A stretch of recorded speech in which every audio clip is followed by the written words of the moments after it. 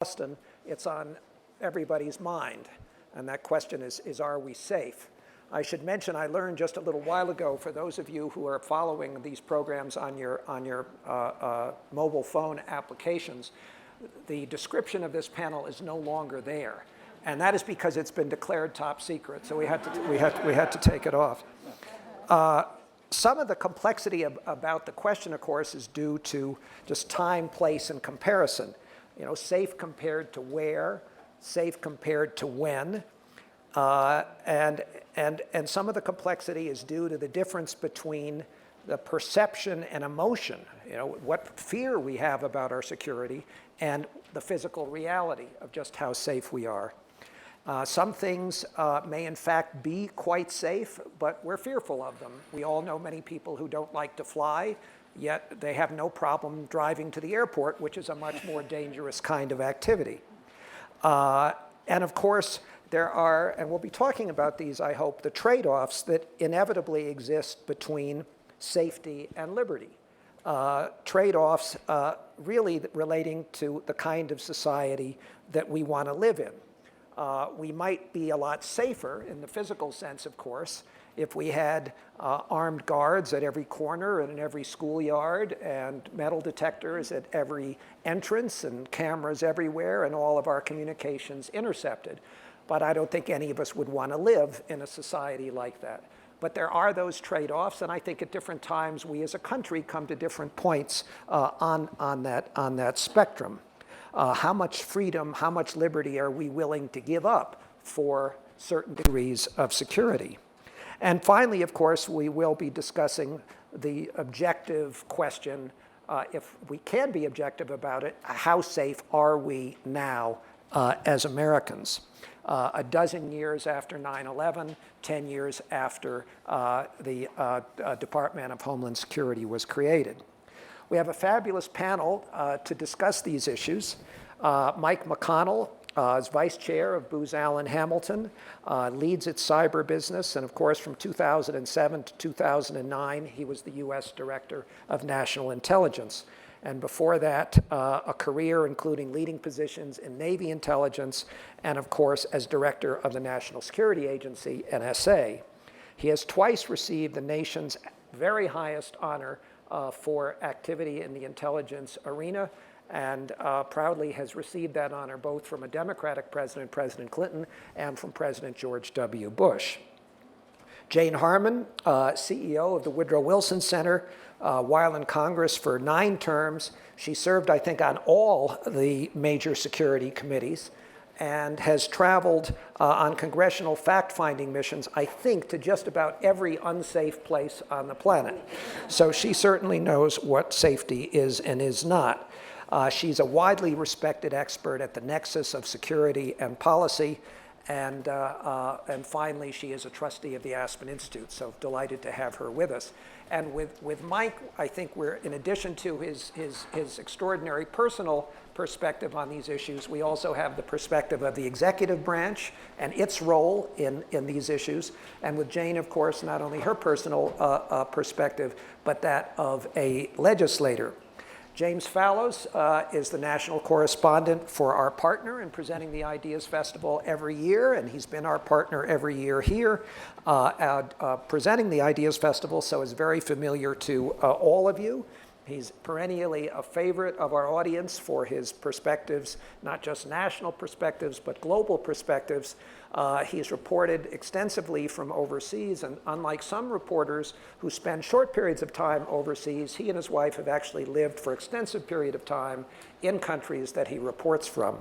And he will provide not only his astute perspective as a journalist on this, but I think represent also the media role in how we all feel about how secure we are and the media's responsibilities, and as well sort of respect the public perspective on these issues.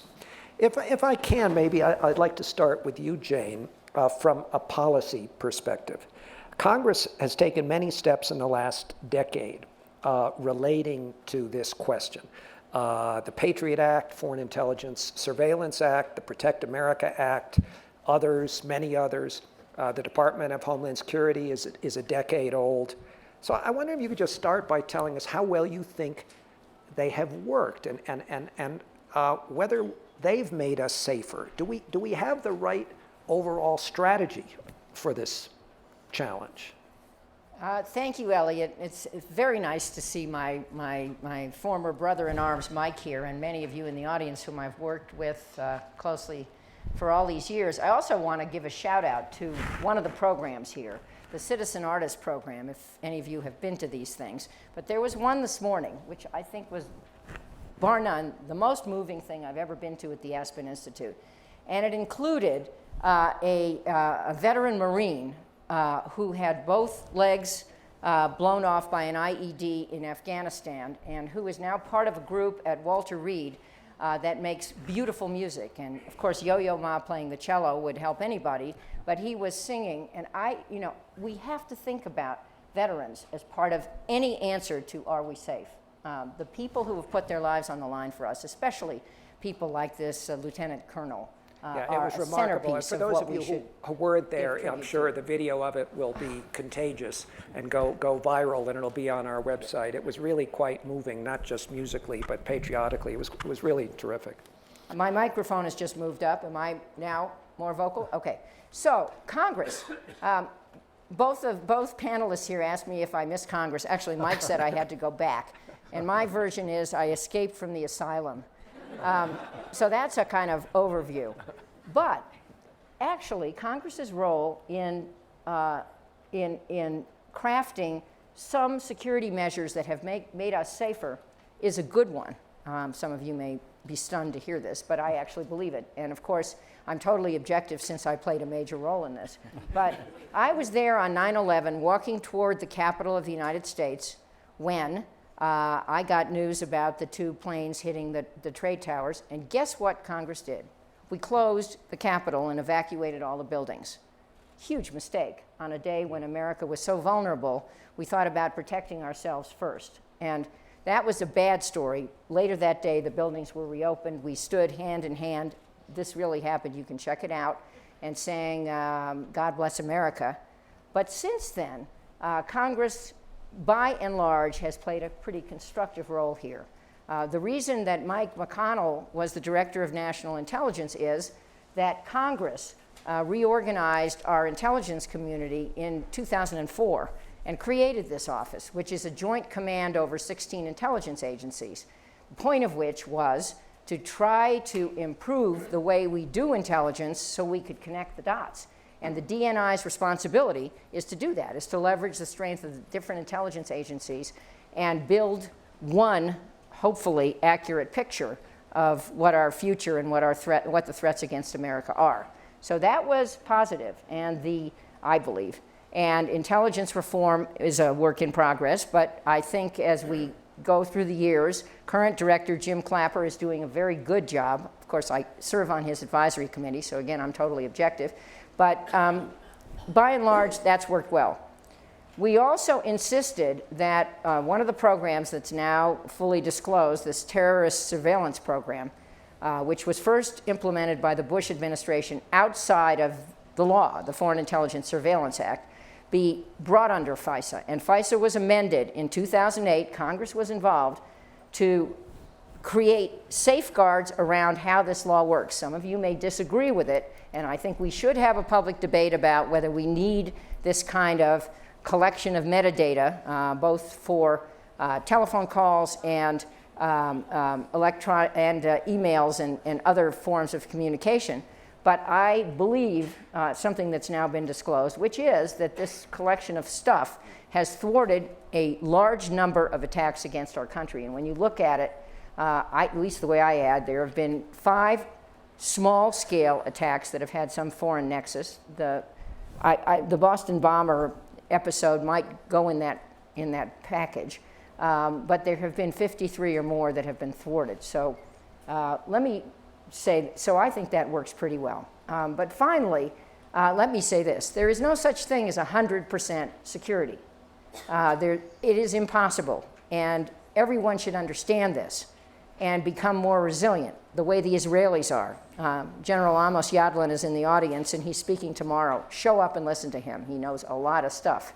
But There's no such thing as 100% security. The other point is, where terrorists, who are not all sophisticated, some of them are just lucky, attack us asymmetrically, where we're vulnerable. Think about, the marathon bombers.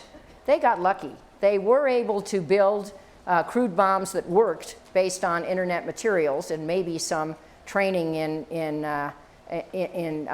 Russia, maybe. We don't know the full extent of that yet, or I don't. But at any rate, placing them where they did at the time they did worked. And so there wasn't a bomb-sniffing dog right in that place that minute. That's what I mean by asymmetrical. And we'll always be vulnerable asymmetrical. They have to be right once. We have to be right 100% of the time, so forget it. But a final comment, and I think some of you in the audience will really agree with this, and I believe this.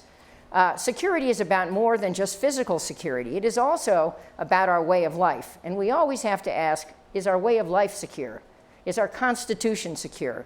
And that is why the 2004 law that created Mike's old job also established something called a Privacy and Civil Liberties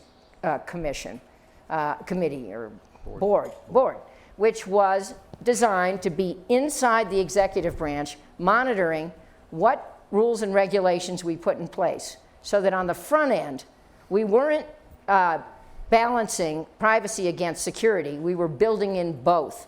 And unfortunately, that Privacy and Civil Liberties Board didn't get fully functioning until last month. President Obama met with it about a week ago, and we've lost about 9 years of having a watchdog inside the executive branch that I think could have made the policies, which have worked pretty well, much better.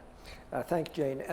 Mike, from an executive branch perspective, I'd just like you to tell us generally how you think, how well we are prepared to deal with acts of domestic terror. In Boston, there seemed to be a great degree of coordination, cooperation, and good communication among federal, state, and local officials, better than it might have been earlier. But from an overall perspective, how well do you think we are doing? For our defense or protection against domestic. Terrorism, I think we're significantly better than we were when 9/11 occurred, much better at sharing information and cooperation and so on. The laws that Jane mentioned have had dramatic impact. Now, I have a particular point of view about living inside the executive branch where authorities and responsibilities overlap or touch. It generates friction, and there tends to be a lack of information sharing and so on. Well, a lot of these laws put in place require you to do that. So the way I would answer the question is, are we safe? We are safer. Are we absolutely safe? No, I think the marathon bombing would highlight that. The challenge for those of us in the portion of the contribution that I grew up in is to morph into, to change and to prepare for next. There's an old saying in the military that every general is preparing to fight the last war, not the next war. And that's true of generally of bureaucracies. So the challenge for our community, and I think with the Congress creating the Office of the Director of National Intelligence, you don't have allegiance to a particular agency. You're supposed to be looking over the horizon, trying to determine what's next. And I have some views on what's next, but I want to make one comment before I turn over the microphone here. I'm up here with my favorite journalist and my favorite legislator, and what I want to say about my favorite legislator is I was in the military for 30 years. She has more combat ribbons than I do.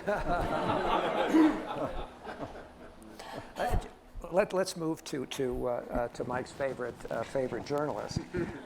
He didn't say anything about his favorite moderator. We'll see how this goes. I'll reserve judgment we'll see for a little bit more. in a few minutes whether he still feels that way. Jim, is it possible that the so-called war on terror has actually made us feel less safe than we should feel?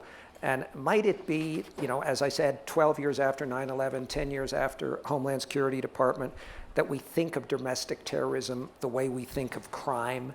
I mean, no one expects, the police to stop all of crime. So, and as you said too, I mean, two guys with access to the internet and poisonous ideas were able to create mayhem. So what about this war on terror, and is that the right way to look at domestic violence, mass violence, indiscriminate violence? As you know, and I know because we've both written on this topic, we may have different points of view from many people in the audience here. 7 years ago, I wrote a cover story in The Atlantic arguing that it was time to declare an end to the war on terror and declare victory, that we were being distorted too much by thinking about terrorism too much. And there were ways to deal with the absolute level of threat without all the all the corresponding problems in our that we are creating for ourselves.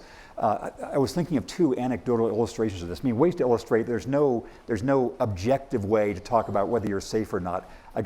One of the things I do in my line of work is get proposals for magazine articles or book blurbs or whatever. Somebody sent me a proposal this morning for a new book about how to make people feel calmer about taking commercial airline flights. And the introduction said, while statistics show that the risk of dying on a commercial airline flight is like 1 in 63 billion, that's not enough for cognitive safety among many people. So if there's nothing you can feel really safe about. I had a grandmother who, while technically I am not Jewish myself, my grandmother could have come from any sitcom of the complaining Jewish grandmother.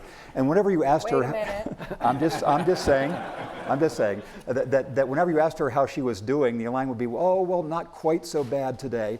And so this was, again, there's no objective way of measuring, are you safe, or are you doing well?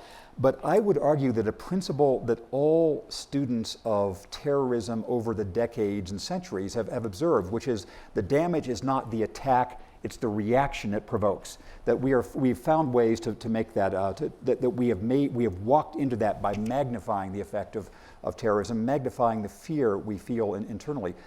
Certainly the classic example for here, this is the assassination that touched off World War I. One person was able to kill 20 million people or so with the reaction he provoked.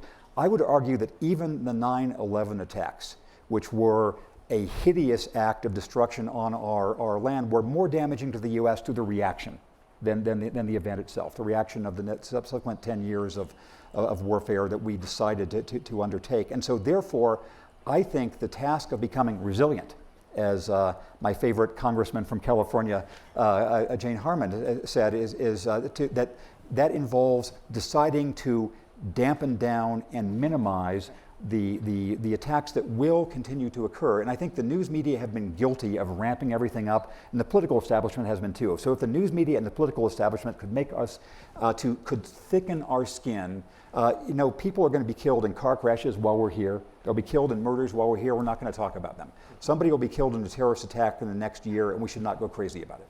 Yeah, we'll probably come back to that. Could I just add Please. one thing to that, and that is, I thought our reaction to the Boston Marathon bombing was excellent. Country, you deserve credit for that. It was wall to wall on TV for days, and all communities in the country didn't go into lockdown. And the search for these guys was done competently and appropriately by an integrated group of law enforcement which had practiced for this. Unfortunately didn't prevent it, but practiced for the response. And so I think we are becoming more resilient. And my one last comment on this, the war on terror has always been a misnomer. Terror is a tactic. It's not an enemy. And by that phrase has inflamed the Muslim community. Not all terrorists are Muslim, in case anyone missed it. But that's how they hear it, which again generates a response that creates more terror. So we need to think about this. And we should never have used it. Let's just stay on that about inflaming. And you just gave some pretty good grades to some policies of the government. Is it possible that some of our policies, in fact, do more to recruit terrorists than stop them? Drones, Guantanamo Bay? Yes. Pick anyone you like. Yeah. Well, two things. I mean, we have to, even Donald Rumsfeld, I wouldn't put him in my all-time favorite category, sent one of his snowflakes, those little question things. Are we generating more attacks than we are taking steps to stop them? That was a Rumsfeld question. And I think sometimes the answer to that is yes. The tactics we're using, to my mind, have a place in a toolbox against terror attacks, but we haven't explained the strategy of when we're going to use them and what we stand for effectively. And so some people think our foreign policy is drone attacks. And if they think that, whether they live in the US or they live in Somalia or they live in some outskirt of someplace in Yemen, they form an impression of us which generates more terrorists. We can't let that happen. That is why we should close Gitmo yesterday. There's a huge issue with Congress, my favorite place, preventing that, although there's some encouraging steps just taken by the Senate. Folks, something happened in the Senate in addition to immigration reform, which is good, which is that the Defense Authorization Act gives more latitude to the president to place detainees from Guantanamo elsewhere. Of course, it has to pass the House, but at least there's a step in the right direction there. On drones, they should occasionally be used. We should reduce the use of drones. We should put a strict legal framework around them. They should only be used in areas where there is no other possible way to get certain people who are planning attacks, and we can prove it, to harm us. I believe this. I know some of you may disagree. But our policy against this problem should be to project our values: the rule of law, opportunity, education for everybody, fairness, things that our country does stand for. If we practice those things better, some kid in the boonies of Mali trying to decide whether to strap on a suicide vest will think twice about doing it. Mike, I think it's fair to say that conventional wisdom is that the government has done well enough on security, and Al-Qaeda is now weak enough that an attack on the scale of 9/11 is all but impossible or highly unlikely. And I just wonder if you agree with this view, or whether that kind of talk makes you nervous. I would agree that the probability of an attack has been significantly reduced for many of the actions that were taken. I've had the privilege of sitting in the room with two presidents to listen to them talk about these issues, and the way that it was just described about the objective may surprise you, but both presidents wanted to close Guantanamo, and both presidents were very careful about how they would use drones.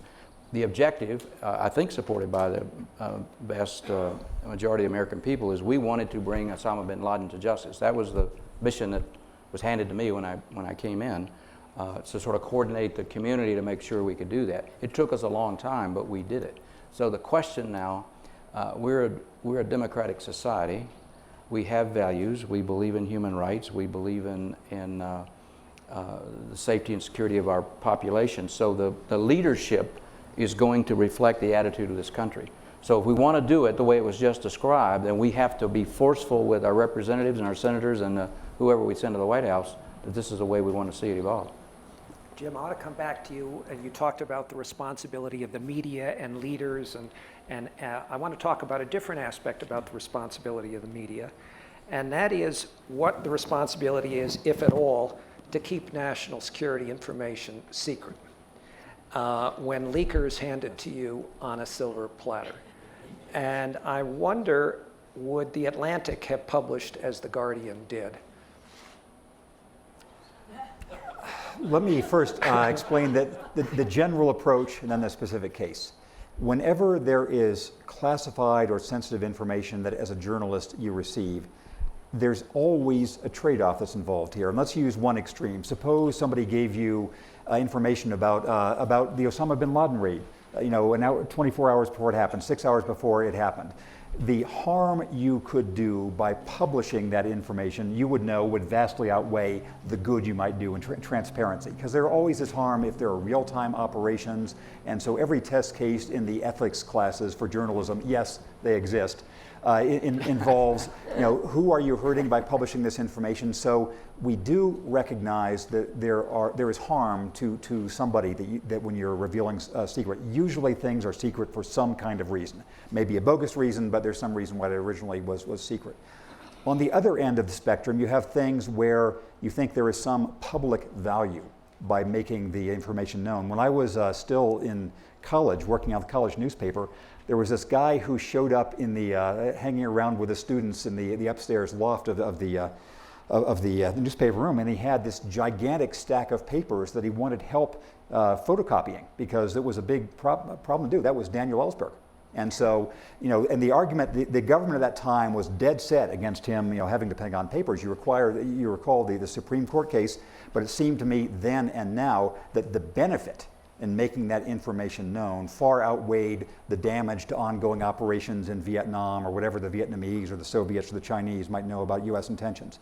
My view, which I suspect my friend Mike McConnell might disagree with, is that there was enough benefit in public recognition, public debate about these programs to justify some publication. So I'm agnostic about the person himself. He seems to be a very weird person. I stipulate there may be real damage from some of this. My perspective is there is benefit to the public in knowing these programs are going on. I will actually, Yes. Mike will not be surprised that I am going to follow up on this. Could I just respond? Please, please. Let me use a historical example to make my case here. In World War II, we were breaking Nazi Germany codes and reading the orders to the field commanders before the German field commanders. Now, the historians have written about this, and they've indicated it probably shortened global conflict anywhere from 18 months to 2 years. So now, I would challenge a journalist to say, if you had that information, in the interest of transparency, would you have made it public? Could I just add one thing to make it? I mean, I think that the question is who decides. Right. Not everything that we classify should be classified. Agreed. The executive branch is overclassified forever. The reasons you classify, the only reasons you should classify are to protect sources and methods. Therefore, if that really happens and classified material leaks, people die and our capability going forward is compromised. That's what classification is for. Obviously, it's broadly used to protect turf, to protect people from embarrassment, and that's a problem we have to solve.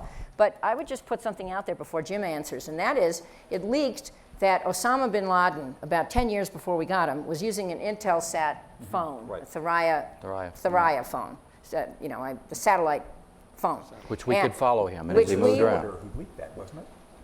I don't remember who I leaked thought it that. was Lieberman. But I've never heard that. Okay. But anyway, I always say, how could the Congress leak? We have no information.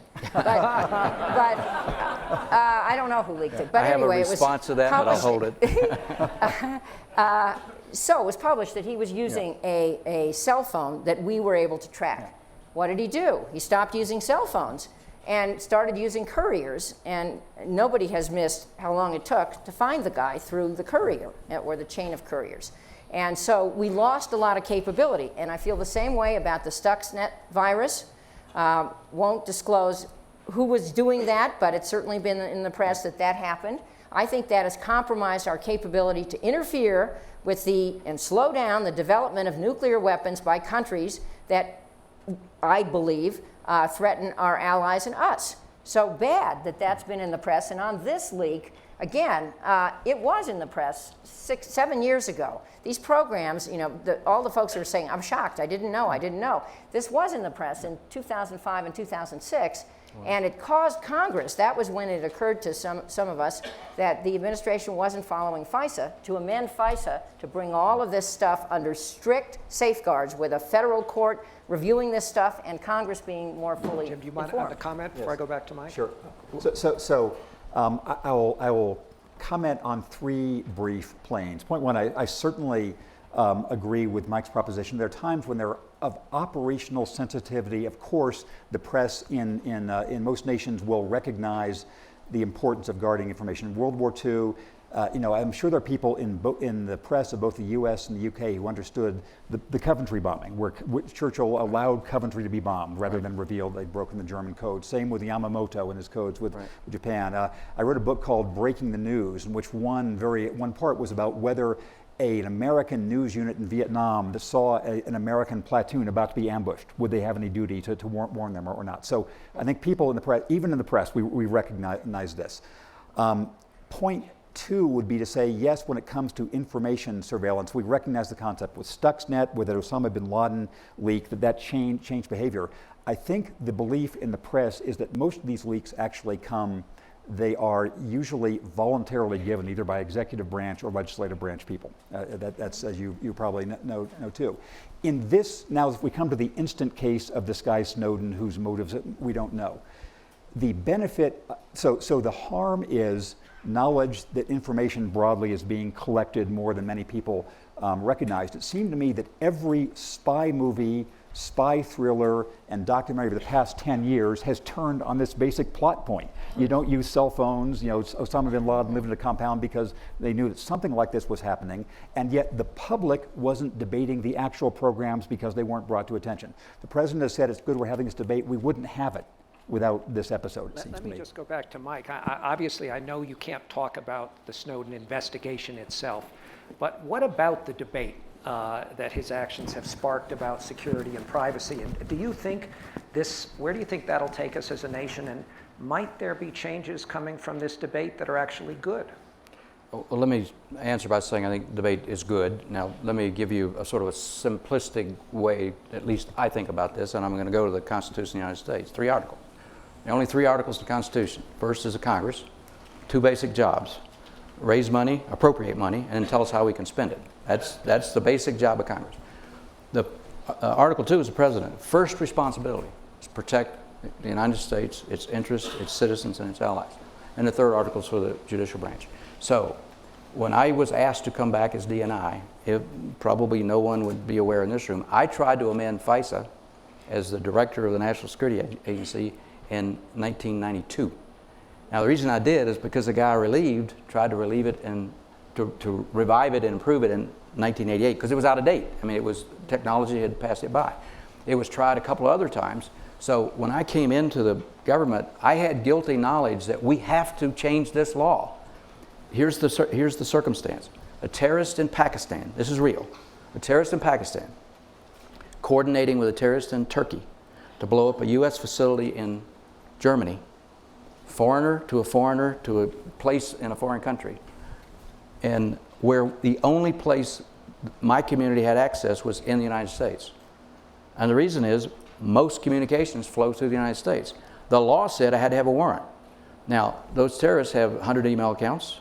They move around, they change. So if I get a warrant, that takes time.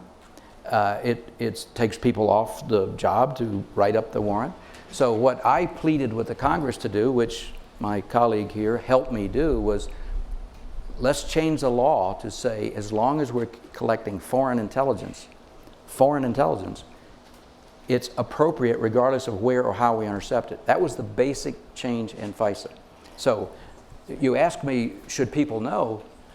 We debated this on the Hill for 3 years. Negroponte for a year before me, and I had it for 2 years. And I think I personally briefed every member on the Hill. We had open sessions and closed sessions, and it was debated ad nauseum. It's the law of the land. But what people need to understand is now that people are focusing on the fact that foreign communications go through U.S. servers, they don't all do that. There are other servers in the world. A terrorist, a smart terrorist, is going to say, oops, I'm not going to use any company's email system that's going to go through the U.S. because they're going to find me. And so they're going to go somewhere else. They're going to go dark, or maybe they won't use email. And it's going to be the Osama bin Laden story again. It's going to take us longer to find these people. So the program, as revised, requires the FISA court to review the system we have set up. And it requires an individualized warrant with a person's name on it anytime a U.S. person, a U.S. citizen or legal resident, either phone line is going to be tapped or email is going to be read. And that is carefully be reviewed by the court. Very few petitions go through this court on a yearly basis. I think Dianne Feinstein said publicly that there are about 300 or so. And the FISA court decisions, or some of them, are going to be declassified by the president. That's the only appropriate way for them to be out there. And I think people will be comforted that this rotating court of 11 federal judges is doing the right thing. Mike, I want to come back to a couple other aspects of this. Booz Allen Hamilton has become an example, in part through this, for the government outsourcing of security functions. And part of the Snowden debate is about whether that's a good idea. And I obviously you support the work Booz Allen does in this area, and I just wonder if you think the country should support that work. I won't comment on Snowden and that sort of. We've got a position that's under federal investigation, so it wouldn't be appropriate for me to comment there. Let me comment on the higher part of your question. A lot of us military guys who wore a few ribbons, not as many as the Congress lady here, like to beat our chest and say we won the Cold War. I would tell this audience and anybody that would listen that the military did not win the Cold War. The free market won the Cold War. The free market has a way of creating ideas and products and services, and if you're really good and people buy them, you succeed. If you're inefficient, you don't succeed and you go out of business. That doesn't happen in something like a communist world. So the military sort of kept them at bay until they imploded under their own weight, because there's nothing to make them efficient. Now, my belief is, when I look out at Department of Defense, having served there for 30 years, we're the best in the world. We are the best in the world. We can go anywhere and accomplish just about any mission. Everything we use is made in the private sector. Ships, airplanes, submarines, ammunition, that's all manufactured in the private sector. So there's some element of bringing the best and brightest of the free market innovation, creativity, new ideas into equip those of us in the military or whatever function we have in government to carry out our duties in the most productive way. So in the way I think about it, if you take away the ability of the government to harness the private sector, it would do serious harm to our collective interest. Let me ask one other question relating to this, which you may or may not be able to answer, and that's the simple one, as how the people at Booz Allen Hamilton feel about Snowden having been a fellow employee. Let me just say that if you will read General Alexander's description of the harm and how he feels about what he calls a traitor, at least those that I talk to in my company reflect a similar point of view. Now, remember what Alexander said. This has caused irrevocable harm to our ability to protect the country. I want to make 2 points. Most people don't appreciate this. The mission of the United States intelligence community is very clear. Protect the country focused on foreign threats. Protect the country focused on foreign threats. That's what we do. By compromising this information, we will be less able to do that mission. Yep, please, and then I want to come back to you, Jane. Okay. First, it is still not known, and when it becomes known, I do not know if it will be or should be public, how much information Snowden took. I would not assume that it's limited to the operations of these programs.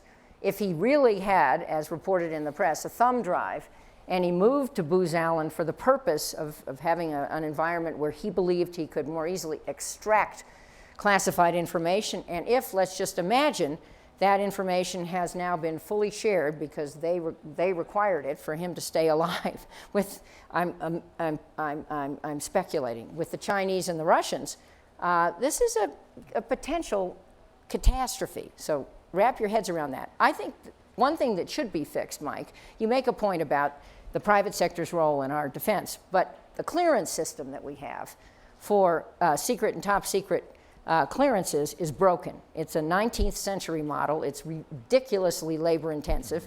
A lot of it isn't even online and updated. I would agree with and for a person in the kind of position he had, I forget what systems administrator, where he was the boss, supervising himself in a position where he had enormous access, there needs to be what's called the two-person rule. Right. Somebody else ought to be watching, and there isn't a huge number of these folks. It's about 1,000. That's again been reported in the press. Right. And maybe those folks ought to all be federal employees, and there ought to be enormous amounts of supervision over them so this can't happen again. Jane, I want to come back. I think it was Mike who said about how we're fighting, sometimes we fight the last war. And I wonder if you think we've focused disproportionately on aviation security since 9/11, fighting the proverbial last war.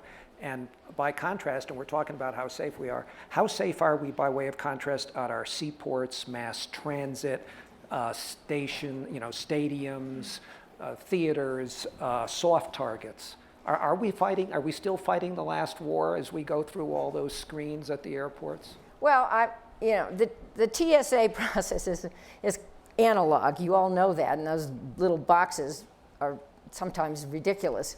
But aviation is a place that Al-Qaeda has said historically over the years, and still says, it wants to attack. And so I do see aviation as a vulnerability, and we have made it much, much safer. We have layered security at airports, and again, some of it you don't see, and I'm not going to tell you what it is, because you shouldn't see it. But there are many different things that you have to go through to get on an airplane, including having your name in advance go through a database, which, if we do the database right, and sometimes we don't, should at least require you to go through some kind of secondary check. So I am for aviation security, and I again think the TSA model should be revised. We should talk to our friends the Israelis, who do a much better job of screening passengers without all that stuff. On the other areas, we have done a much better job of maritime security. Congress passed a law, which I co-authored a few years back, which again requires layered security at ports of entry, especially for goods. I mean, think about dirty bombs coming in through ports. There are not only sensors now, which are a mixed bag because they have false positives, but at the point of embarkation, the stuff in containers is checked, and there are all kinds of ways those containers are secured on the high seas. So it'd be very hard, not impossible, for people to get bad stuff into our country. So we're doing better there. Are we doing better on borders? Well, again, I think I've been watching this debate on immigration. I don't think building a fence across the southern border is going to make us safer from terrorists. Most of them have not tried to enter that way. The few that have entered our country through borders have come in more from Canada than Mexico, but hey, I guess it gets votes at home or something. So I give us mixed marks, and I think that one thing we haven't said yet about resilience, and we should, is what is terrorism? It's a set of tactics designed to terrify you. If we educate the public in advance and they know what to look for and what to do, first of all, people will find the strange folks next door to them whose house is, has had a few flash fires, think making bombs the wrong way or something like that. That's one. But two, when something goes off, they will have a much better sense of what to do about it, and there'll be much less terror. Mike, you have a comment? I do. I want to build on the comment earlier about always fighting the last war, and I'd be remiss if I didn't say this. We are very focused on terrorism and the things we've discussed here. The thing that's looming that we haven't yet adjusted to, what's coming and what is going to have, I believe, is having and will have dramatic impact on this country, is cybersecurity. Let me put that in context. The information technology revolution has benefited everyone in this audience. You're more productive, your standard of living's gone up, you're more connected, it's more convenient, everybody has benefited. But it's also introduced a level of vulnerability that's perhaps unprecedented, in my view, at the strategic level. And I'll do it in a sort of a simple way to say it. There's a threat of cyber warfare, nation state on nation state. We got them, they got them. There's a certain deterrent effect in that. It's not in the Chinese interest for the money supply in the United States to be destabilized. So they have a capability, we have a capability, there's some level of deterrence there. What I worry about is these countries, nation states, are building thousands of malware attack tools, and sooner or later they're going to bleed, they're going to leak, they're going to be sold on the black market. Now someone who is not deterred, can you think of an extremist group that have a different view, change the world order, they can attack a critical infrastructure that could be devastating for this country. Now there's another aspect that most people don't think about it.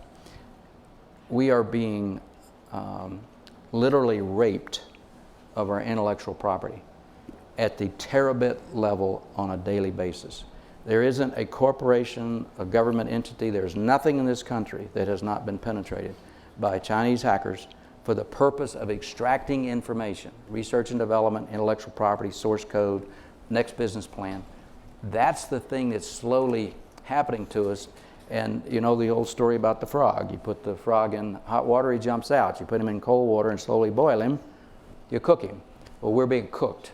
And what I worry about is this goes unchecked for the next 10, 15 years.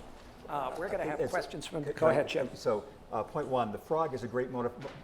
The cause of my life for the 10 years, the frog story is true if you can find it to frogs whose brains have been removed. There was a scientist in Germany, you'll not be surprised to hear, who found this one time back in the 1800s. Other frogs, normal frogs, they'll jump out. So we need to find a... Okay. Give me a better way to say it. So a couple of brief points. On the Chinese cyber issue, I agree that really is of first order importance, and you, as says the years, I was actually in China about a month ago talking with the PLA officials about this, and the only constructive theme which came out was the idea of treating this sort of the way we did nuclear weapons. It's something it's too dangerous for all the parties have to find ways to sort of step back from it.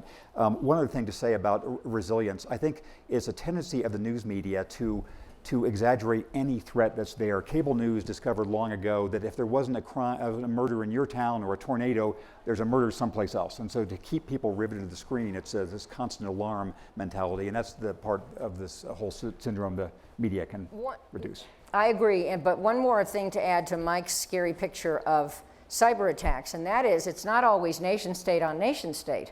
Right. It can be some smart kid, digital native kid, in an internet cafe in the middle of nowhere who either figures out or buys one of these exploits. There are ways, workarounds, some infrastructure systems that are available on the eBay equivalent, not eBay, don't worry about that, where you can pay as little as about $25,000, which I agree is a lot for some terrorist in the middle of nowhere, but it's not a lot for some sponsor of some terrorist in the middle of nowhere. And then you can basically go into the back door of some infrastructure system that regulates, let's just say, the electric grid of some city. And so it doesn't have to be a nation state that's doing this stuff. And we have got to get much better at this, and it will require legislation to fully implement a whole of government response. And Congress is dithering on this thing. This is a bad story about Congress. Without legislation to give us the appropriate framework, the agencies of government will argue, the private sector will resist, and we're going to have what I would forecast as a catastrophic event. That could be turning a power off on the East Coast. It could be the collapse of our banking system. It could be the failure of telecommunications. All that is possible. I'm aware it's possible because I know the capabilities of the offense side of this, and we're not omnipotent. So if we can do it, others can do it. And the worry is nation states are building them. Someone is going to get that capability because it's very portable. It's very easy to move through the net. And here's something that most people never think about. If I ask how many networks there are in the world, most people would say thousands, hundreds of thousands, or millions. To the nation's code breaker, I got to be the nation's code breaker for a part of my life. There's one network. Anywhere on the world, you can touch any other part of the world. We're all riding through the same physical infrastructure. It's a glass pipe that moves at the speed of light, that carries classified information, government proprietary information, your personal email, everything that we do. Jim's story he's filing with the Atlantic, it's all the same piece of fiber. When you realize that the value of the country is moving through that public switch network, what we call the internet, that's the vulnerability that's been introduced, and we've got to find a way to address it, and it will require comprehensive legislation. There are 4 points. I won't bore you with them. If you're interested, I'll talk to you after the meeting. Great. Well, I do want to go to our audience. Is that Larry? Yes, it is. Are we on here? Okay. Can we get the microphone on? Most of the conversation that you have engaged in today have been about terror that is a spin-off of what we went through on 9/11, state-sponsored, outside group-sponsored, Al-Qaeda-style terror. And yet, the experience of the last 10 years is that virtually all of the terror attacks that we have suffered from and people have died in here and in Israel and in the West Bank, for that matter, Jew on Arab terror, Arab on Jew terror, and almost all terrorist-type events here have been one-off, lone wolf, angry person with unlimited and easy access to incredibly high-powered explosives, guns, unlimited ammunition, untraceable. And it just seems to me that a lot of the conversation and a lot of the animation that's going on about maintaining the war on terror in our country is coming from the very same people in Congress who are focused on maintaining the status quo in terms of people having access to those guns, weapons of mass destruction, at a time when the state-sponsored terror, since 9/11, essentially has not been an issue. So it's sort of a spinoff on the fighting the last war thing, but I was just wondering, I mean, Gabby Giffords is going to be here. She's my congresswoman, and I was on my way to see her the day she was shot and 6 people were killed in Tucson. And this was a kid who went into a Walmart, bought a gun and multi-capacity magazines like he was buying a Snickers, and walked right up and shot a whole bunch of people before anyone, even if they had a gun, could have done anything about it. So I would like to get your reaction to that, and why are we talking about this when this no longer seems to be the main problem right now? Well, I think they're both huge problems, and I had an F- rating from the NRA as a member of Congress.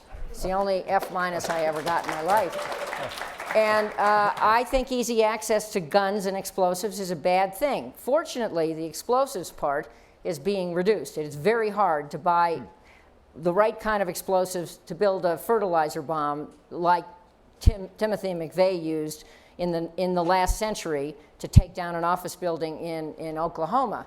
But the guns piece is absolutely right. And there are lots of people who are self-radicalized who are not Muslim. Some of them are Muslim, but they're radicalized for other reasons, or they're nuts who can walk into any place and shoot it up.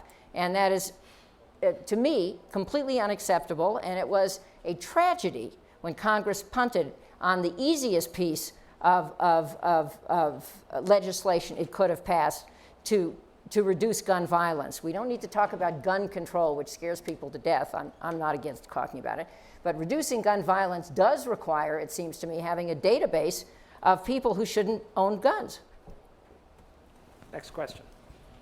My name is Richard Robbins. I'm from Los Angeles. I'm a sometimes documentary filmmaker. I wonder whether or not you think that one of the potential overreactions to the war on terrorism is what's been widely reported as the sort of growing fear and intimidation among journalists and documentary filmmakers who report on these issues. I'm thinking specifically of Laura Poitras, who's been a documentary filmmaker who's been detained dozens of times coming in and out of the United States for the work that she's doing, the people she's reporting on. And she's obviously quite pivotal in the Snowden story. But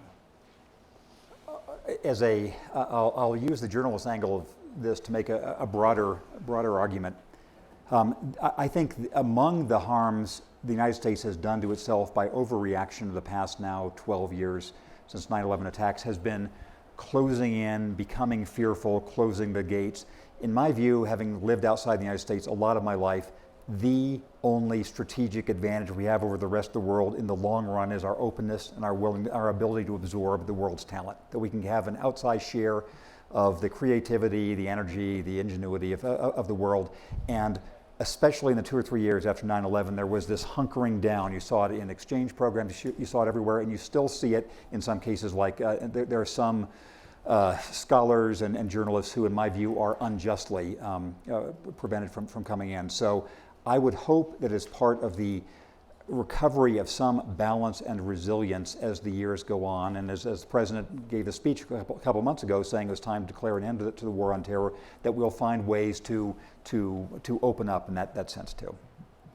Next question.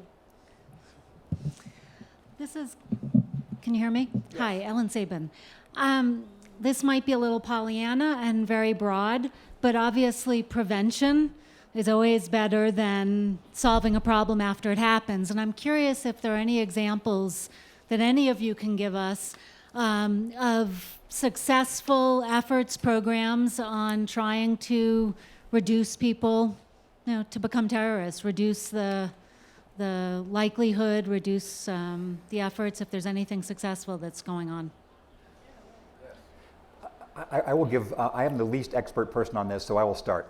Which is that over I think the last decade, there was a lot of analysis of why Germany and Britain were having more problems with their Muslim minorities than the U.S. appeared to be, just because the U.S. had more successfully integrated and provided places for its Muslims than the U.K. in particular seemed to have. So I think that again, absorption of people from a range of backgrounds and providing an opportunity for them would be one example. Yeah, and I think you think about this in the way you think about gang prevention programs, after-school programs, opportunity for kids to do stuff, tolerance and outreach for different ethnic communities. All of these things reduce the likelihood that individuals will get radicalized, but there always are going to be outliers, always, and they're not all immigrant kids. I mean, yes, the Boston Marathon bombers were immigrant kids. You could argue that at least the younger one was very well integrated, seemed to be, and he was an American citizen and popular and so forth. The elder one, maybe not so much, but we should do more of it. And there are many community outreach programs that law enforcement does. Again, working with communities in a proactive, positive way encourages them to trust law enforcement, and we have foiled a number of plots because parents have said to law enforcement, my kid is acting weird, something's going on, and then it's looked into, and fortunately the kid is deterred from doing something that would have harmed a lot of people. But as a follow-up, is DOD, is countering violent extremism at DOD or anybody doing programs overseas in this? Yes, there are programs that are sponsored by the State Department and DOD to engage, and it's essentially, to make your point, an ounce of prevention is worth a pound of cure. We have stopped some of these things, that's a preventative in some sense, but engagement and dialogue and participation is a better way to do this. I don't know if you've tracked U.S. military engagement, but literally every country that we have a relationship with, we are very active with their military, with their society, and so on. I served in the 7th Fleet that's home ported in Japan, and we used to cruise the entire islands and host the mayor and engage with the kids and have demonstrations and so on. So constructive engagement, give them something to do, let them see a role model that respects human rights and dignity and the things we stand for. That's the best way to do this. Let's take a question from this side. Would you return to the issue of who decides and comment perhaps on organizations like WikiLeaks and Anonymous? Who would you like to answer that question? Either Jim or the Congresswoman. So I think that there was an interesting, anybody making decisions here is placed in a position of, godlike jurisdiction that anybody will fall short of the standard of deciding the right way. I can tell you that most journalists take this seriously, and I think you saw that from the news organizations that were working with WikiLeaks. They tried to say, okay, which of this information is just too explosive, too personalized, et cetera. When we were in China when the WikiLeaks dump came out, and we were aware of a number of Chinese people who were really compromised by what was in those cables, not the part that was published in the papers, but the part that was then just dumped out by WikiLeaks. So this actually gives me an opportunity to say something I was looking for a way to say, that even though I've argued and I know my fellow panelists disagree that there was some good that came of these recent revelations, I should say as a journalist, I am impressed and need to say how seriously the people I know in the intelligence community and the legislature wrestle with these issues too. I mean, this is, everybody I know in this world and I've interviewed, that they really take seriously the trade-off between security and protection and privacy. And so it is a difficult choice. The case I would make against Assange himself is he seems not to recognize there's any trade-off here. He may have done some good. I know he's done a lot of damage. Yeah, and I would just add that I support press freedom. We're not talking about penalizing members of the press. I hope we're talking about their taking personal responsibility, understanding, as Jim said, and as Jim does, what the trade-offs are.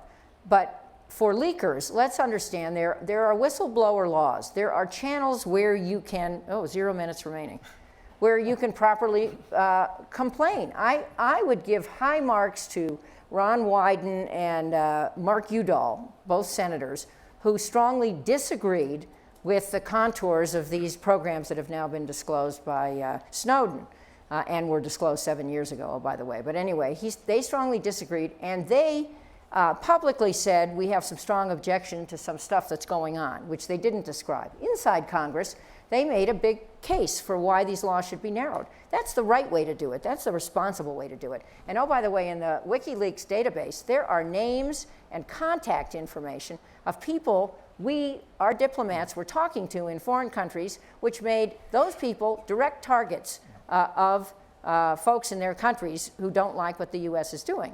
It put lives at risk. I mean, hugely dangerous and irresponsible, in my view. We actually have time for one last quick question and a quick answer from our panel. Oh, Sue, great. is that you? Thanks. It's Sue. Sue Curry, Dean of the College of Public Health at the University of Iowa. We haven't talked a whole lot about, and I'll just put in a plug, for the role of public health infrastructure in preparedness. And I also haven't heard anything about bioterrorism. Yeah, one thing that let me just follow up on both the preparedness, but one thing I also was going to ask that we haven't talked about, the risk of bioterrorism, loose nukes, I mean, these other potentially catastrophic things. Should those be keeping us up at night? We're trying to find ways to sleep better, but should they be? Well, I'll go back to my comment about fighting the last war, not the next war. Those of us in the community spent a lot of our time worried about extremist groups making efforts to get biochemical or nuclear weapons. You add cyber to that, and you can say instead of weapons of mass destruction, it'd be maybe weapons of mass disruption. But there's a concerted effort to see it, understand it, track it, have some awareness of it. But it's not something that's been used in a demonstrable way that people can react to it, other than what's been released in Syria, apparently at a Very limited. some limited level.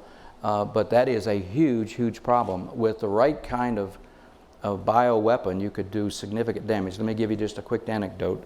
We did a war game for a government client and some commercial clients that wanted to examine this issue, and we used a bubonic plague. The secret to bubonic plague when it's released is prophylaxis, and so you can contain it and so on.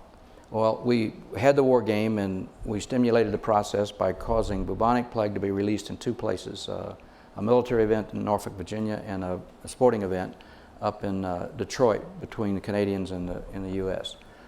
And then let the game run. We killed 25 million people because everybody hoarded the material, the prophylaxis. And then it was the point, well, we have to quarantine. And we had people that were actually so involved in this game. So, well, we got to quarantine Detroit. So what does that mean? Well, we can't let them out. Well, what happens when a mother is bringing their children across the bridge and the nurse said, we'll have to shoot them? And then she burst into tears. All right, so we had stopped the game. What did we learn? Let's play the game again. We played the game again, and fewer than about 10,000 people died. Because we learned that mass prophylaxis as quickly as possible was the right solution to that problem. So learning episodes like that is a way to understand this problem and address it. To calm you down. Word to our Aspen trustee. Communities practice for this. That's the good news. And the less good, and there are quarantine practices that most communities, first responders in communities, would know how to deploy in the event of some of this stuff. Most people, well, believe that it would be hard to mount a large-scale bioattack, but it's certainly not impossible.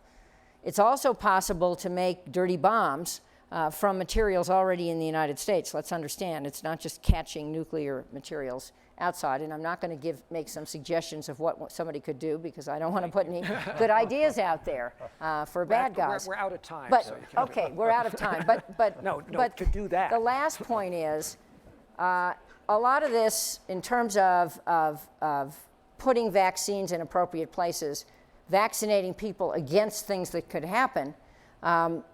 Then comes the question of immunity in case something goes wrong.